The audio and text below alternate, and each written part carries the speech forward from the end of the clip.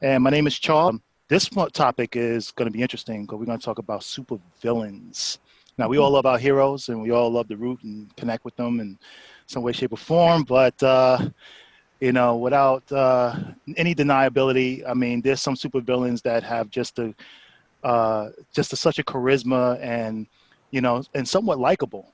Even though they're very diabolical, and see them and just it helps us gravitate towards them whenever we see them on film or show or in our comics. So, but first, before we get started with any topic, I want to just introduce you to the Speak on It team. And we got Eli. Hi. Okay, I can hear you so good, Eli. Thank you so much. And we got Irma. Hey. Hey, Irma. All right. And we got JJ, the adorable. Thank you. You're adorable, Jay. You're adorable, JJ. All right. So let's speak on it. So I definitely want to get you guys. I'm gonna do a round robin. Okay. I'm ready for you, nice, JJ. I think this one's good. Not a red robin, a round robin. This gonna be a controversial one. I could tell, but let's go around the room. Okay. Name two of your favorite comic villains and why. Yep. I'm going to go with Joker. Okay. But I'm going to go with the anarchist, Joker. Okay. Remember, he's been portrayed several different ways, but yes. The anarchist Joker. Mm-hmm. Why? Because he doesn't want anything but to prove that put into a certain situation, even mm-hmm. the most altruistic person, the most altruistic hero can choose to do wrong. That's why mm-hmm. he tries to affect Batman so much, because Batman tries to be altruistic like Superman, but mm-hmm. he still has that inner turmoil. And the Joker's like, I can get you. Mm-hmm. And that's why in the movie itself, that's why he gave people the option. Look, X, Y, and Z, this is what's happening. When mm-hmm. they don't choose to kill each other on the boat, he still can get Batman though. He knows, mm-hmm. I can get you still. Mm-hmm. And that's all he wants. He burned money. He burned a huge giant pile. That's not what he wants. Right. He wants to prove that people are bad. Mm. Okay. All right. So got Joker. One more. Oh, that's right. I'm gonna shy away a little bit from straight comics. Remember I was telling you Mercenaries? Mm-hmm. I like the Mercenary, and I like Marv from Sin City. I like Deadpool, mm-hmm. only because they have that split personality where put in a situation they're gonna cause havoc. So Okay. All right. And that's just to piggyback on your Joker, like the evolution. I mean, we've all had so many different reincarnations of that character. I mean, for the most part, it pretty much stays true. I mean, in your opinion, does they seem to capture and that and stay true to that character anytime they've reincarnated him in so many different ways and between comics and film and even TV shows? I don't think that they've stayed true to one solely because he has been portrayed in many different lights. The only thing that stays true is his Joker personality, but mm-hmm. his meaning or behind whatever he does changes, because you have the gangster one, you mm-hmm. have the anarchist, you have mm-hmm. the straight jester Joker where he's constantly just being like a Loki, where he's just being the trickster. But then mm-hmm. you have the mentally challenged or was that the Joaquin Phoenix portrayal? Yeah. So I don't think the meaning behind what his life is about changes. The Joker himself, the character, him being in like this outlandish person, that mm-hmm. stays the same. Okay. And I did get a chance to watch the Joker with Joaquin Phoenix, and it was really good. Have. No. I feel like No, it was. I finally got a chance to, because I bought it a long time ago, and I, finally got a chance to watch it, and I have to say it was really. They did a really great job, and a lot of the things that they inputted about the character. I mean, obviously, there's so many different histories and origin stories with the Joker. but this particular origin story, I think they did a really good job. Even like the one scene where he's in the comedy club and he's writing down, tips on, but he's laughing at the wrong time. I thought that was pretty smart, because it's almost like you can also see his kind of disconnection from everyone else at that point. You know what I mean? Like how he thinks and how he views the world, his perspective on things. So I thought like little elements like that was done very, very well. This is But he very was interesting. likable. He was sad. People were drawn to him because of he was the pariah in society. But to think that we walk by people every day and ignore them without even realizing what they're going through, it affected people severely. Like, oh my God, how many people did I walk by that just needed somebody to say hey to them, and that's it. It was good. Yeah. Right. I think one cool thing about the movie, the Joker movie, was that I believe there's a real medical condition where you laugh, you can't help yourself. It doesn't matter if it's in an inappropriate situation. It's like a tick or something where you laugh. So I believe that's an actual medical thing. And if you couple it with his depression, that's quite an interesting take on the character, where the Heath Ledger version was more, he got cut up. And so the perpetual smile, even though he's quite angry, that's actually real too. And it goes back, I guess, to the novel, The Man Who Laughs and everything like that. So two very fascinating takes on it. And I think even Jack Nicholson's Joker gets shot. Remember when Batman deflects the bullet, it hits him in the mouth. And so when he goes to the plastic surgeon, he gets scarred. So every take is kind of a little different, but interesting. And Cesar Romero's Joker, there's actually an interview with him on YouTube where he's in Joker makeup, and he explains to an interviewer the Joker's origin of being thrown into acid. So he understood his character, and he was playing that character. The interviewer kind of just like made fun of it, not realizing that, hey, this character is going to win an Oscar 50 years later. But even Cesar Romero, he studied his character. He knew, and he went overboard with it because he loved it. Okay. It's a very interesting character, the Joker. Yeah. Well, everybody forgot Mark Hamill's Joker. Oh yeah, excellent. That's the one. No. That's the one. I actually meant Excellent. him, the Mark Hamill Joker. That's the one I meant was more of the Loki trickster, because in the actual cartoon he played the trickster, and it wasn't like the gangster one, and it wasn't like the anarchist. He literally was there to be a big giant goofball, just a villain. Yeah. Yeah. About his Joker, he was a little bit of everything. There was some episodes where he was a trickster. There was some where he was straight up creepy. There was some where he was straight up demonic, like Mask the Phantasm when he killed the old man. Yes. Like the way he murdered him. You know what I mean? It's like Mark Hamill kind of took every part. Well, not obviously the writers, Bruce Timm and Paul Dini especially, but Mark Hamill kind of took every part of the Joker other than the one from like Phoenix. Because that one, I don't see him as a bad guy at all. I see him as somebody that went through a lot and just snapped, Where Mark Hamill Joker, he likes being an anarchist at times, he likes being the demon at times, or he likes just being the goofball at times. Depends on what mood he's in, He's all over the place. That's why he's my favorite, I think. Obviously, I'm a Batman, cartoon fan, but he's good stuff. Yeah. I think two examples from the comics that really epitomize the Joker.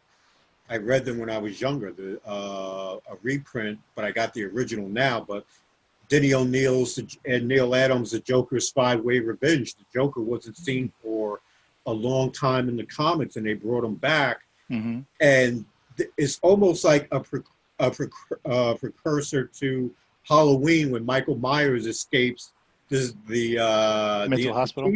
Yeah. Because in this, the splash page, I believe, is a Joker driving away. He escapes from the institution, and Adams' artwork is fantastic, and Denny O'Neill's writing is basically an evil from the past emerges, you know, escaping from Arkham Asylum, or the mental, I'm not sure if they called it Arkham at that time, but clearly showing he was mentally disturbed and criminally insane. And the image was fantastic. And then the advertisement for The Killing Joke by Alan Moore and Brian Boland, Yeah. the tagline was basically, beyond evil, there is insanity. Beyond insanity, there's the Joker. And I was like, wow, that's really cool. And considering that's still a top-selling graphic novel to this day, you know, just the tagline alone was cool. That's cool. Which, you know, the Joker's a great villain because we just spent about 20 minutes talking about it. Oh yeah. There's so much history, you know. And what about you, JJ? What if it's like two super villains, your favorites, and why? Well, I'm gonna go with Doctor Doom, and I'm gonna go with Lex Luthor. Okay. Doctor Doom, I think, is the most multi-layered villain. Okay. Just his origins of being, back then they said gypsy, I guess now you would say Romanian, Eastern European parent. He's almost like the reverse Batman. His parents were murdered by the royal class. He was considered a peasant. He, you know, he basically remade himself into the monarch of Latveria, the king, and he did away with his oppressors. The people of Latveria love him and admire him. He's a villain only to the Fantastic Four and the certain governments, but to his people, he's a hero, which is a really good trick that Lee and Kirby did. Basically. But why is he, my question is always why is he the villain to the Four? What does he do that makes him the villain to the Fantastic Four? He wants something. He wants to destroy the Fantastic Four, I think. I see it like this. He's jealous of Reed Richards because Reed has the family, and he doesn't. His family was killed. He sees Reed, who is maybe tiny bit smarter than him, but he won't admit it. And he feels Reed messed up his notes or distracted him from his experiment. And I think he blames Richards for this. But I think that the amazing thing about the whole Doctor Doom Fantastic Four thing is that Reed Richards, who's considered a great guy, he basically messed up his best friend, Ben Grimm, scarred him, and he messed up his #1 supervillain, Doctor Doom, and scarred him. It's a pretty good dynamic. And Doom is, of course, you know, the man in the iron mask and everything. So many literary interpretations. I think one thing that gets overlooked with Doctor Doom, if you've ever read Wuthering Heights or watched the movie, he comes across as Heathcliff from Wuthering Heights. And if you actually look at Laurence Olivier, who played Heathcliff in the movie, when Jack Kirby drew Victor Von Doom, he kind of looks like him a little bit. And Heathcliff was basically a peasant boy who loved a woman who loved him, but because he was a peasant boy, she chose to go with someone of a higher social status. So Heathcliff goes away, makes his fortune, comes back, and he wreaks holy hell on all of them through his manipulations and his evil intent. He's sort of like the hero villain of the book, but I can see the similarities with Doom, especially if you put in Doom's true love of Valeria, I guess you pronounce her name. You know, he had the choice of being with her or going on his path of becoming Doctor Doom. He chose Doom. And I think Doctor Doom just has very literary undertones to him. With Luthor, I think he just straight up hates Superman. He represents xenophobia of aliens and immigrants. People are like, Superman's one of the most, if not the most powerful superhero in there. How could his arch villain be an old bald guy? you know, but Luthor just represents something else to Superman. I think with Luthor in an early story, his creator compared him to Adolf Eichmann, one of the Nazi scientists back in the day. So that tells you what they thought of Luthor, and considering that, you know, Superman's creators were Jewish, and they equate Luthor to a Nazi, I think they're trying to say, and they did it back then in the 50s or early 60s, you know, they're telling it in a kid's comic book, but they're putting in an adult reference because they thought it was important. I think Superman represents the higher calling of Nietzsche's Übermensch theory of bettering yourself and becoming, you know, the Overman, the Superman. And I think Lex Luthor represents the Nazi version of the Übermensch. They kind of took the concept and twisted it. And so you see Luthor and Superman in that philosophical tug of war, that, you know, that head-on collision. And I think that's why those are my two favorite supervillains, because they represent so much. But, you know, like Irma and probably Eli, I think the Joker and Batman struggles are up there as well. And we can put in Magneto and Professor X, you know, as well. I mean, there are so many great ones. Okay. One thing about Luther, he is my least likable. I cannot relate to him at all. There's no connection. With Magneto, I can see a connection with Magneto. I feel some type of sorrow or some emotion, some empathy towards Magneto. I see the same thing with the Joker, with other villains as well. With Luther, he's such a conniving and undeserving person that he actually is a villain in himself, where I don't feel that people can connect him. You have to be a type of person to connect to him. But he is my least likable. You're right. I don't like him. He's a real bastard. And, yes, exactly. And ironically, it seems like the Gene Hackman version of Lex Luthor came true. You know, mixed in with the storyline of Luthor being president. It kind of came true. Right. Oh, wow. Not to get too political about it, but. Oh, wow. It's all good. And what about you, Eli? What are you your two top supervillains? I was rocking my head for a minute there, and all of a sudden I feel like I'm DC biased, but I'm not. But I think since Batman was always my favorite, he's always going to be in the back of my mind. I would say the first supervillain I actually connected with, that comic book, was Clayface from the animated series. Okay. Matt Hagen. I don't know if you guys remember, he was an actor, did a lot of roles, and got into a bad car accident. His face was all disfigured and scarred. And this rich pharmaceutical guy was like, hey, I will give you this this new type of cream that'll make you can make your face perfect again. You can act again. You can do whatever. Got him hooked.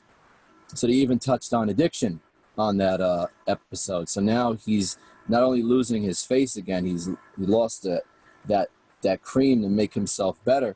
So then he goes to try to steal it. Long story short, they actually pour all of it in. The bad guys catch him and pour all the crap in his throat, make him swallow that, all of it. So his body became like this nasty form of a mass where he can manipulate his structure. And I think with that character, what I thought of the most was like, he was really a tragic character. Like he didn't know what he was. Like he used to know, like he had his identity originally, like he was an actor, playboy, everything, right? He had everything. Then one moment, this one tragic accident took everything away from him. And to get a quick fix, he did changing his life forever. And not to mention the visuals were amazing too. I mean, watching him turn into like, you know, the claw and and comics, they don't really touch on that too much. You know, but he was one of my favorites too, just for that reason, because of that struggle. Like I always like characters where I guess everyone's all effed up, but I like how he was always struggling who he was, and he never found peace. Even when Batman was kind of like, I'll help you, he says, nah, you know. Second, it was a toss up. I might have an honorable mention too. Second would be the Batman Who Laughs, that was created years ago by Scott Snyder and Greg Capullo. It was pretty much a alternate version of Bruce. Mm-hmm. Joker in I that. read the graphic novel.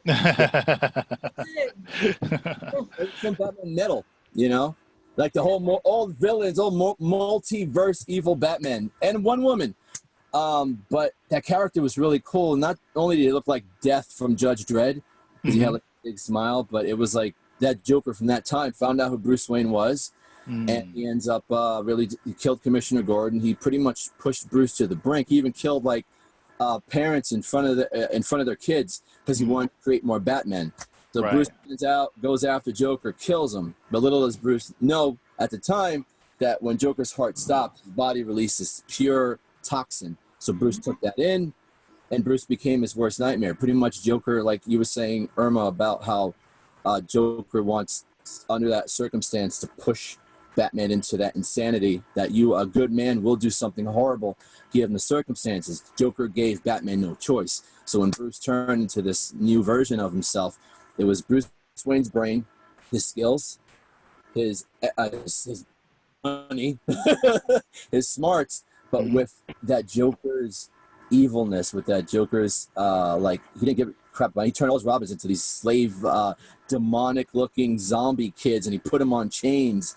You know, and he wiped out all his friends, and it really evil, sick stuff. Then he comes to mess with our Bruce from Earth Zero, and you have this storyline where he's pretty much trying to now destroy that Bruce Wayne's world, you know, our Batman, and literally to a point where Batman almost lost to him. He just didn't know, because he could deal with the Joker, but can he deal with himself as a Joker? It's like you look at yourself in a mirror and be like, what would I be if I was evil? I don't know if you guys do that. Maybe it's just my insane ass.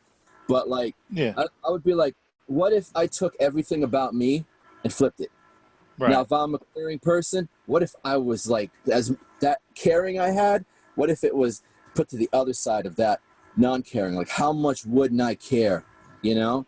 Or how evil would I be, you know? And that whole storyline that demonized Bruce, it was pretty much Bruce is looking at a version of himself that he doesn't know what to do with. So honorable mention, I would say, was in the storyline Flashpoint. I know you guys know Thomas Wayne, who was pretty much Bruce Wayne's father, who in that storyline, the son gets shot and the father lives, and he becomes like this really Punisher-like Batman. He doesn't shave. Sounds familiar. He drinks. He's really brutal. But the villain isn't him. The villain is what happens to poor Martha. In the storyline, it was like maybe they did one or two. It wasn't a lot. I wish they did more, actually. She, witnessing her son's death and him dying in her arms, she snapped. There was no vat of acid. There was no circumstances. It was just that moment where she lost it, and she just started laughing. Once her son died, bloodied in her arms, she just started cracking up because she'd lost it, and she became the Joker. And there's few comics, and there was only one, like I said, she was actually like killing kids. She was really, really evil.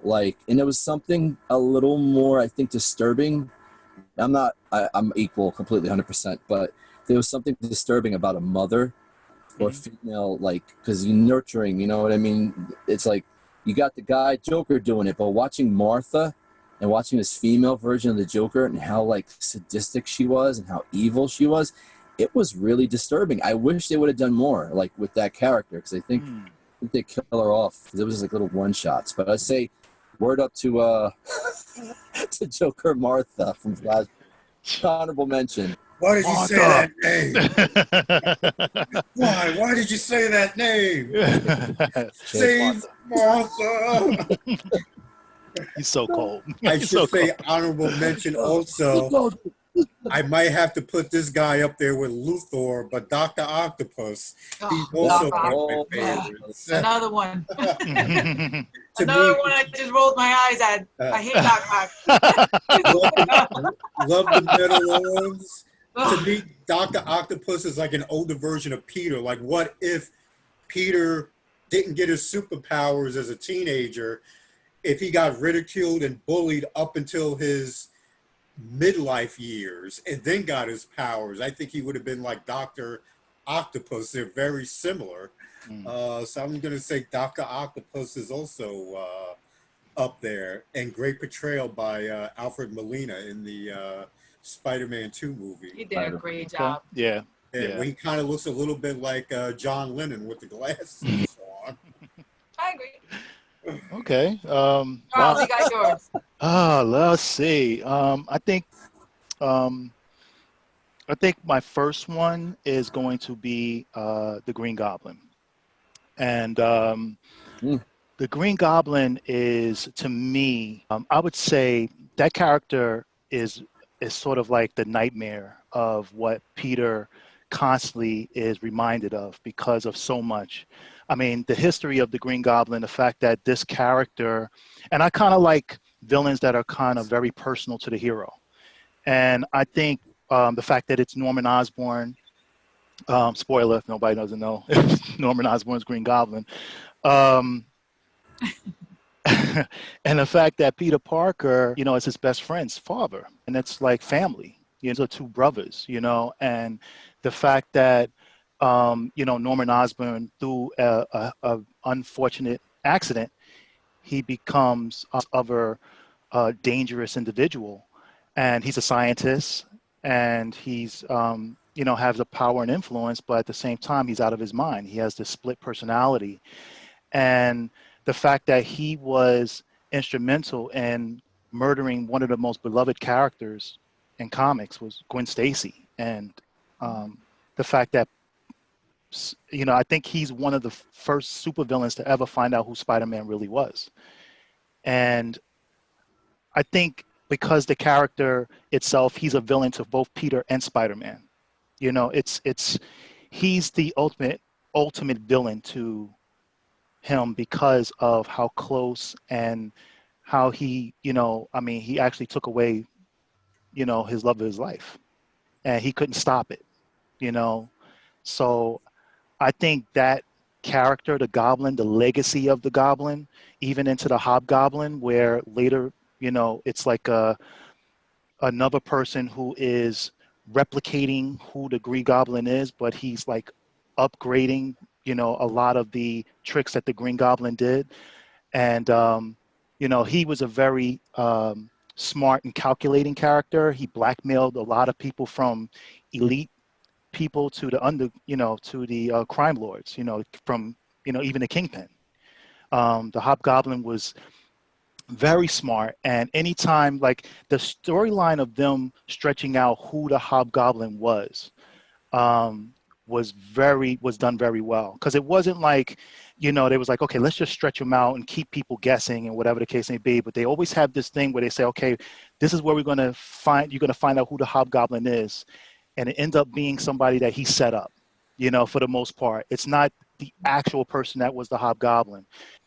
The look of the character, I mean, the whole, you know, Green Goblin had the little, you know, like kind of like a sinister Christmas elf look, you know, and before Ghostface, Scream, you had the Goblin mask, you know, before Ghostface, you know, and he was scary as hell. I mean, you know, he had the green and the red, and you know, he had the bag full of, you know, a lot of different weapons and bag full of tricks, like basically bag of you never knew what was coming out of that bag, you know. You know, before Dora, it was you know, before her backpack, it was Green Goblin.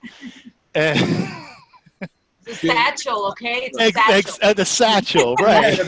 He had a man bag. You know? It's a purse. The man purse. He had a man purse before man purse was cool, you know? I would love to see Green Goblin versus Batman for everything he's got in the bag. Batman's utility belt. They just keep throwing things at each other. That would be an interesting concept. Yeah. But I just like that whole legacy, and the Hobgoblin, to me, is another character. So that whole Goblin, again, that's just something very personal to Peter and Spider-Man. So I love that character. And it's such an underrated character. I really feel like the Green Goblin don't get his just due.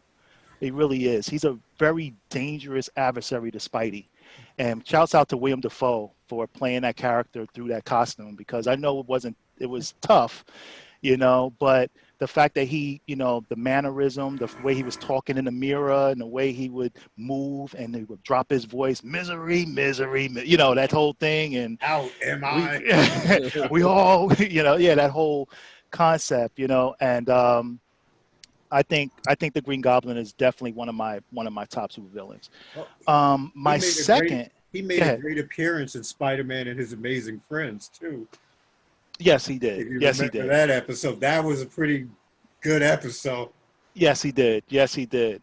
We are who we choose to be. Now choose, you know, that type of thing. Norman Osborn kind of looks like Richard Nixon to me, with the hair and the personality. I don't know. I don't know if they were going for that, but I will Maybe. tell you, man, that fight scene at the end where Toby and William Dafoe had at the end of Spider-Man 1 was probably one of the most brutal fight scenes I've seen in, you know, in most comic movies. I think it was really, really brutal. Can Spider-Man come out to play? So give Green Goblin my much props. The second one will be a Batman villain, and interesting. Again, I really cater to characters that are very personal to the hero, and that's Hush, Thomas Elliott's Hush.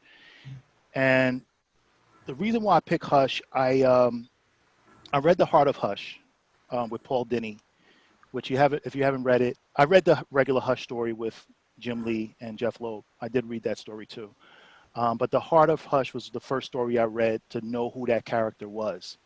And that character is, to me, he was very mesmerizing and calculating. And the fact that he knew Bruce before Bruce was even Batman. I mean, he knew Bruce from when he was a kid. And him and Bruce was, you know, friends. They were close friends. You know, both of them were from high society. You know, Thomas Elliott, you know, had the same type of life like Bruce did. And they would play chess together. And, you know, a lot of times, you know, Thomas Elliott would win. Bruce would never win against Thomas Elliott with chess, which is interesting. But he was another character that was, to me, very interesting because he really, you know, he was an orphan as well, just like with Bruce. You could later find out that he instrumentally set up the fact that his parents was murdered.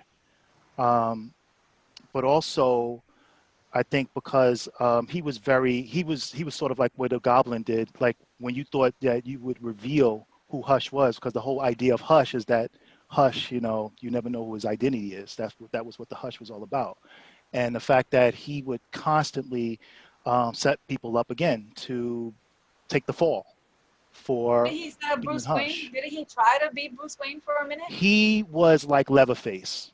Right. He would take people's faces. I mean, literally. Right. The identity thief. That's what they called him. That's right. That's That's right. He was like Leatherface. So for us horror fans, you know, he would definitely take. And even times where Bruce thought Thomas Elliott died, and he beat the heck out of the Joker in that alley, to the point where Commissioner Gordon had to stop him because Batman was about to kill the Joker, you know, for killing Thomas Elliott, but it wasn't really Thomas Elliott that was dead, you know, spoiler. But I love that character. I think that character is another character that people don't talk about. He knew Bruce before Bruce became who he is, you know, so I like those type of characters. Great Jim Lee artwork too. Yeah, no, definitely. So, now, do you think that, like, as far as origin stories go for these, you know, types of characters, you think that it is important for us to know? I mean, going back to horror, Michael Myers, right? The first Halloween, we just never know the reason why he killed his sister. Is it important for us as, you know, readers or the audience in general, for us to know the origin stories of these characters and what caused them to become who they become? Does it helps us understand? Do we want that understanding, or does it matter? Look, just think of when you say Halloween, Rob Zombie did an origin kind of as to why he is the way he is. remember his portrayal of the H2O was, I actually enjoyed that beginning for Mike Myers, the way it worked out. And it made me appreciate the older ones more, surprisingly, going back. And I'm like, if I could put this origin to the early Jamie Lee Curtis movies, I appreciate Rob Zombie's version. A lot of people didn't like it. I actually appreciated how he created Michael Myers' backstory. Like I said, with the movies, you can't watch them out of order unless you have some type of origin background. You have to have some substance. If you don't have substance, you're going to go in there and it's going to be fantastical to you. Yay, sparkly lights. But there has to be something, some girth to their life. Like, why are they the way they are? Right. That's what I feel. I mean, I have my theories on Michael Myers if you go back to the first Halloween, but it's like he comes from apparently an upper income family in a nice suburb. So with the Rob Zombie movie, they took it in a different direction where he's lower economic status and everything he goes through. But with the first Michael Myers, you get the feeling that he comes from a pretty good family. What happened? Why did he kill his sister? And I have my theories. I think, and we might, if you watch the first Halloween, the boyfriend is with the sister. I guess he sees something going on. We don't know much about that boyfriend. We don't know if he abused Michael off camera. Maybe the boyfriend was there before. He just kind of slinks off, and Michael doesn't kill the boyfriend. Why didn't he kill the boyfriend? He kills the sister. Is it because he's angry because the sister let the boyfriend in the home and the boyfriend did something to Michael? I don't know. Maybe Michael's just crazy. Who knows? It's something that John Carpenter really didn't say. We never know. Yeah. And that's really creepy to me. And when at the end, when they see him and they take off the mask, it's just this blank look on his face. Anybody else have theories on to why he did what he did? I can't think of anything else. And every other origin they threw in, they kind of just tacked on. Yeah. You were saying before about with comic books, I think it makes sense that we do kind of learn a little bit about the backstory, why they do what they do. It makes them more interesting, makes them more relatable. It makes us connect with them or be disgusted by them. But going to the whole why people do stuff, if you really look at I used to love to read about serial killers. I thought I was going to be a cop, and I used to some of these stories. A lot of these guys had abuse. A lot of these guys had really bad stuff happen to them. Then they start to not humanize people as time goes by. But there are some, there are some of them, like the Michael Myers you guys just said, that did have no clue. Oh, this guy had a good home. He was never sexually abused. He was never abused physically. He got along with people, but by the time he was 30, he was killing and doing stuff that a normal person would do. So I think in life there's not always a why. Well, maybe it's so, like you said before in the last episode, there's beyond insanity and there's a Joker. I think in real life there are some people that are just, you can't really comprehend where their mind's at. And I think, in my personal belief, that's where evil goes, because we could try to understand, even with, I don't want to get all too realistic, but even when you watch things in the news about shooting and stuff, they always try to figure out, well, why did this boy do that? And I watch these minds and I watch this for entertainment, not for the shooting, but for the people trying to crack the mind of this person. And I'm just maybe we're not supposed to know sometimes, because maybe that's why evil does exist, because maybe it's that dark area where most of us don't even go. Comics, it works. Real life doesn't always work. Well, the thing with the Joker is that he epitomizes, we don't really know what his origin is. We've seen multiple ones, and even in the movie, he said, I mean, he even has the Red Hood. When he's a Red Hood, so there's so many different. But we've never seen him, his face before the Red Hood. There was, the hood symbolizes that you'll never know who he really was or why he became what he became. how do we know he wasn't already like that before he got into the acid? Did you You know, guys maybe, the I new mean, we storyline just don't know. Joker now? They're actually doing a storyline that there were possibly 3 different Jokers. Mhm. So 3 different origins. So even like the writers are like, you know what? He doesn't have an origin. Let's give him a bunch. I'm willing to read. Can I say one thing? We have pointed out mostly DC villains. Do you I think know. I was DC writes their villains better than Marvel writes their villains? No, well, here's the thing. I was going to talk about the Red Skull as a villain because, I mean, controversial. I mean, he is a Nazi hatred type of individual. I mean, when you talk about evil, you know, you talk about Captain America, who is sentinel of liberty, and he's all about, you know, he didn't like bullies. And then you have the Red Skull, who is the total polar opposite of who Captain America is. And the crazy thing about before he became Red Skull, it was Johann Schmidt. And the fact that he was an orphan just like Cap, just like Steve Rogers. Funny thing is about his upbringing, which again goes into what, you know, what we're saying about origins and trying to figure out why. The fact that, you know, he lost his mother at childbirth. You know, his mother died bringing him into this world. And then his father basically blamed him for the wife's death and tried to drown him as a baby. Wow. You know? Really dark stuff. It was only by the help, I think, of a nurse or a doctor that stepped in to stop the father. But, you know, long story short, he grew up as an orphan. And the crazy thing about him as a character, his first, I guess, where he got his first crush was an actual Jewish girl. Actually, it was a Jewish girl he got his first crush with. Then he was a very coy person. And he finally got up enough nerve to ask her out, and she rejects him. So he kills her.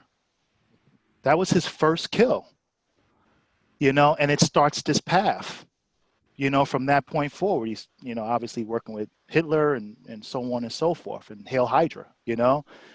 But I feel like the Red Skull, I mean, even the look of who he is, he just looks like, there's no rehabilitating, you know, rehabilitating a person like that. He is just the ultimate evil, and he only sees, you know, the people that is his Hydra, so-called Hydra organization, are just cogs in the wheel.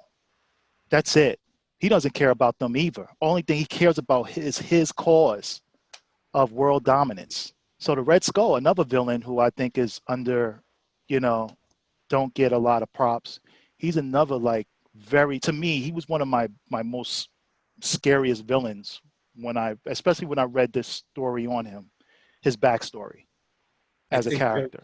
I think Joe Simon had mentioned in an interview that the look that Kirby gave him is basically signifies death, basically the skull. And so that's interesting. They didn't really talk much about Simon and Kirby about the Red Skull too much. It's just, I read that he symbolized death, and that's about it. You know, I guess, you know, he was so evil, it's like we really don't have an explanation for him.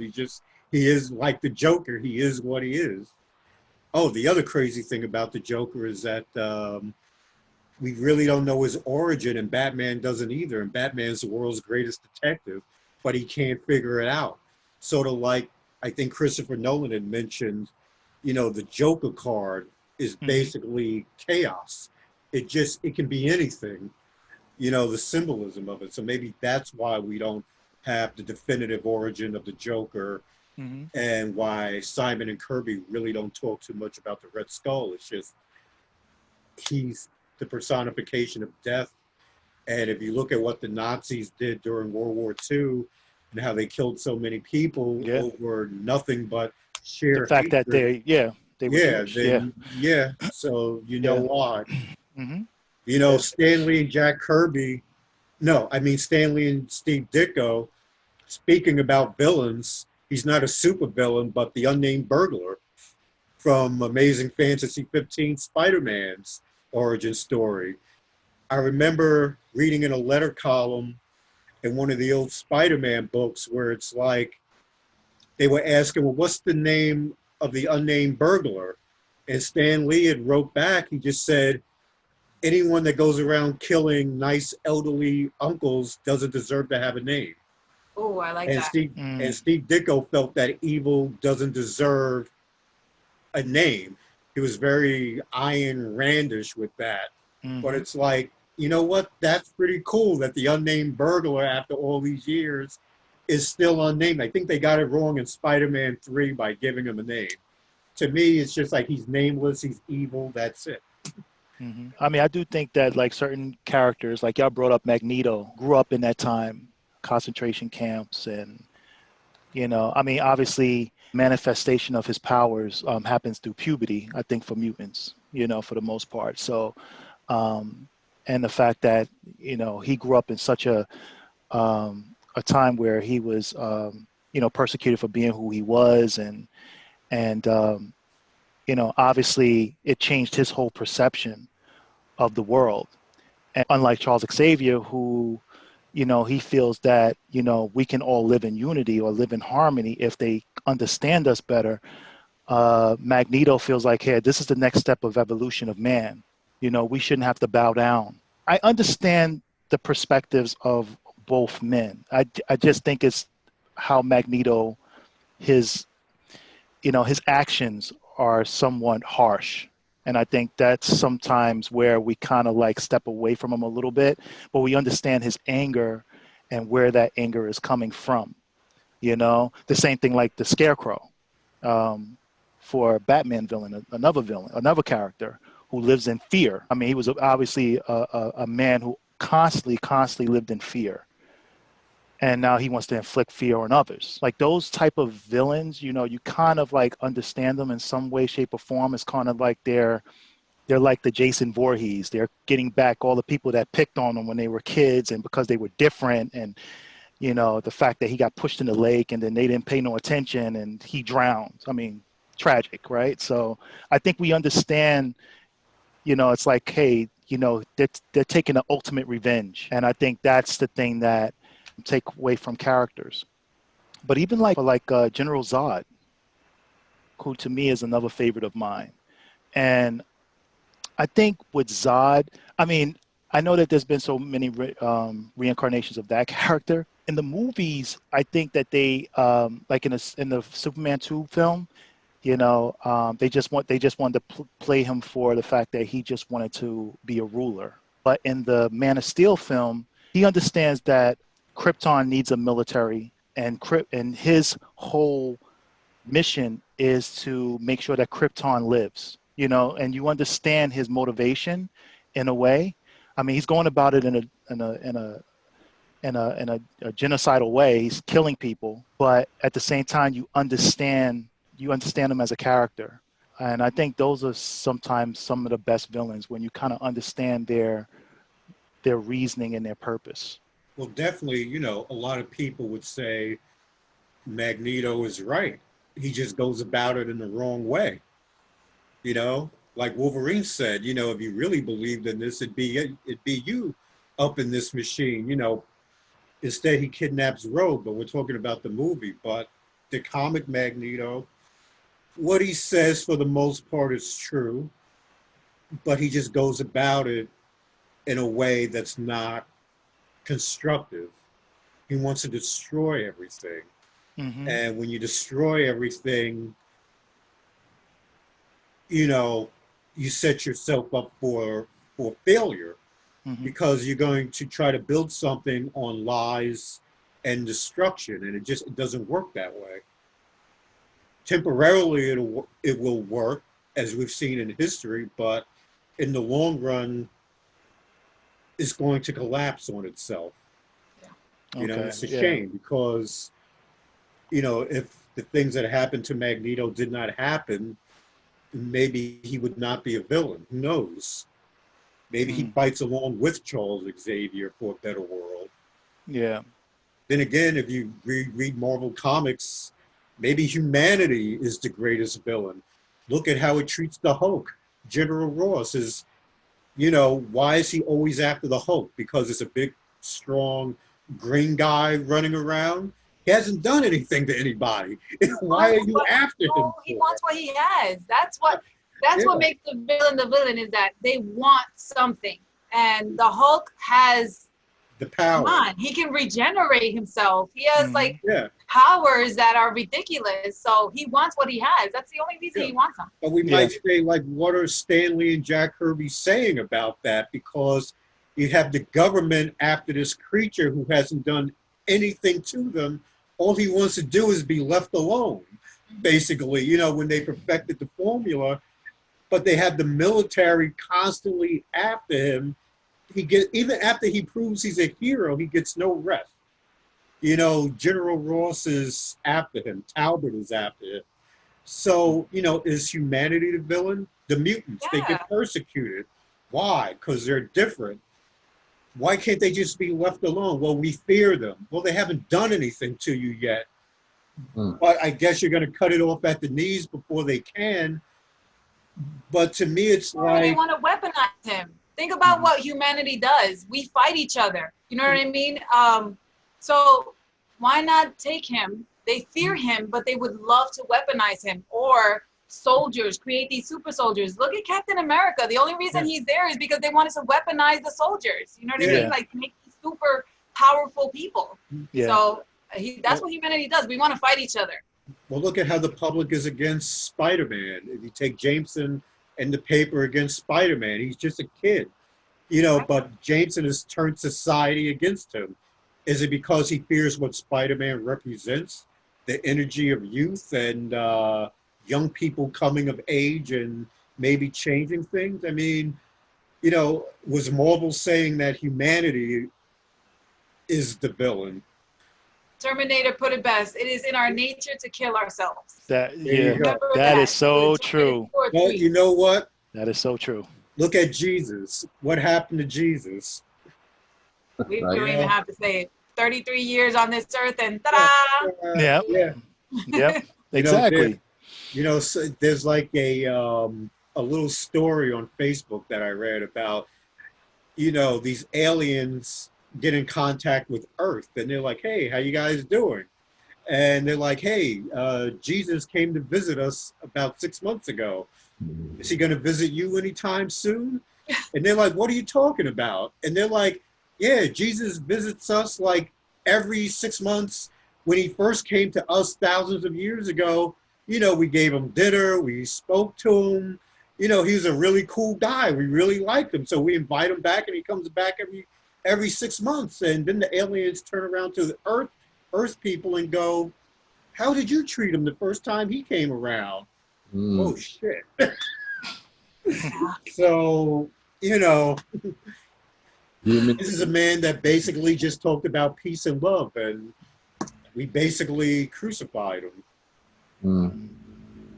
So who are the real villains? Humanity. Well, everybody's a villain to somebody, right? Yeah. Right. That's life. Right. But then again, we can say that Jesus, not to get too religious with it, but we can say that Jesus said to all of humanity, I still believe in you. And even though I am sacrificed, I'm willing to sacrifice myself because I see the greatness within you, and I'll forgive you, you know. And this makes God not destroy us because Jesus went through that punishment of being sacrificed, but yet in his heart, he could forgive it. So he sees something good within humanity. And I guess we have to see something good, because no matter how bad it gets, if we look at, you know, the abuse that over in India, that the people of India suffered, but yet they got Gandhi, who showed them the way. Over here with the civil rights movement, we had Dr. King. Not perfect men, but they gave themselves over to a better future. So there's hope. Always hope. Yeah. So in a way, I guess these superheroes and supervillains kind of represent this struggle of society, basically. We all fight for hope. Every one of us, we all go through something, but there's always a part of us that believes tomorrow's better than today.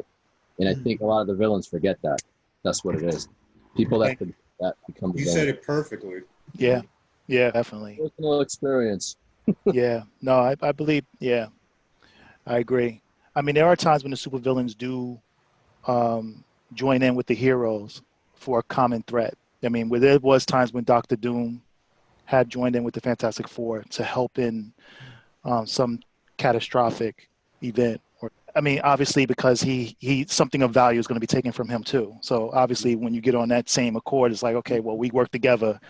Okay, after we're done, okay, we're back to being back to being enemies, you know. So this is just temporary, you know, that By type the way, of thing. Doom does not see himself as a villain. He sees himself as the world's savior. So No, any of them really do. The good villains never see themselves as a villain. No, they don't. They really don't. No, they don't. You're right. Pretty interesting.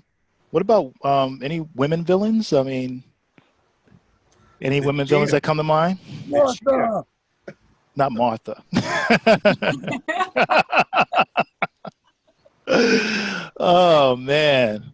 I would Like- say Wonder Woman's arch nemesis, the Cheetah. You know, I think she represents. I don't want to get into stereotypes, but I guess the society, the whole Madonna whore syndrome with chauvinism, and Wonder Woman, I guess, is the version of the Madonna, and the Cheetah would be the whore in terms of she's all the negative qualities of women personified, and that's her strength. Because logically, Cheetah should be no match for Wonder Woman, logically, but she's more of her philosophical opposite, and that's what makes her so powerful. And I think with a lot of these villains, the philosophical opposite is why, like Luthor and Superman, Joker and Batman, I mean, Batman should be able to punch out the Joker in 1 second, but they're philosophically opposed to one another. And so I think Cheetah might be one of the ultimate female villains. I think Artemis from Wonder Woman is another one. She's basically the dark side of Diana. I believe Artemis is another word for Diana. If you like, what is Artemis? I'm not sure in which language, but Diana and Artemis are the It's same. Greek. Artemis is name. Greek. It's a goddess. Yeah, yeah, and Diana is more Okay. Artemis is a sister too. I'm an English teacher. I know these things. Oh well, excuse me, Okay. English teacher. And isn't Diana Greek Roman? Yes. But I think the two names are connected. So I guess Artemis represents her darker side, and Goddess of the hunt. and I think Cheetah represents her the negative qualities of womanhood.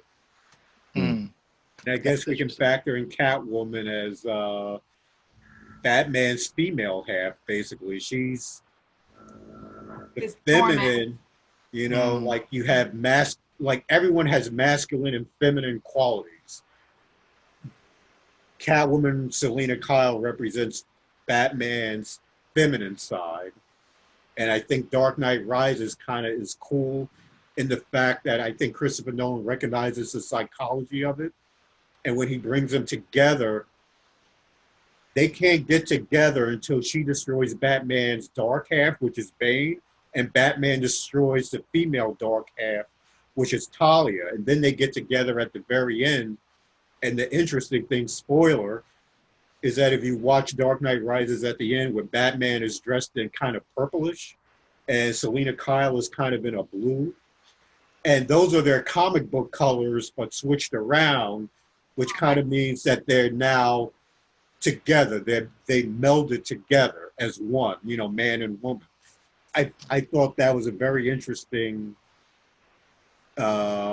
piece in Dark Knight Rises. So if anyone else has any other female villains, I can't really think of too many.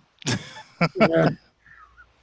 We could make that another podcast for another day, so we can really think about it.